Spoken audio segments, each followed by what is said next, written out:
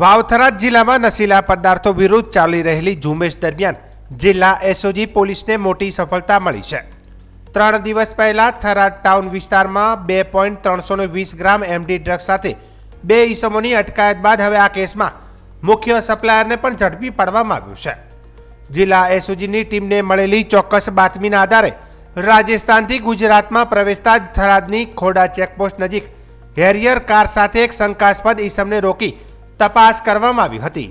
તપાસ દરમિયાન drugs supplier કરનાર મુખ્ય આરોપી બાબુભાઈ ઉર્ફે ગોવિંદજી રહે રાજસ્થાન ઝડપાઈ ગયો હતો। પોલીસે આરોપીને કાર સાથે કબજે કરી કાયદેસરની કાર્યવાહી હાથ ધરી હતી। સૂત્રોના જણાવ્યા મુજબ અગાઉ ઝડપાયેલા 2 આરોપીઓને એમડી ડ્રગ્સ સપ્લાય કરનાર આ મુખ્ય કડી હોવાનું સામે આવ્યું હતું। 3 દિવસ પહેલા થરાદ ટાઉન વિસ્તારમાં 2.320 ગ્રામ એમડી ડ્રગ્સ સાથે 2 આરોપીઓને પકડી પાડવામાં આવ્યા હતા। પૂછપરછ દરમિયાન મળેલી માહિતીના આધારે એસઓજી પોલીસે સપ્લાયરની શોધખોળ શરૂ કરી હતી, જે અંતે ખોડા ચેકપોસ્ટ નજીકથી હાથે લાગ્યો છે।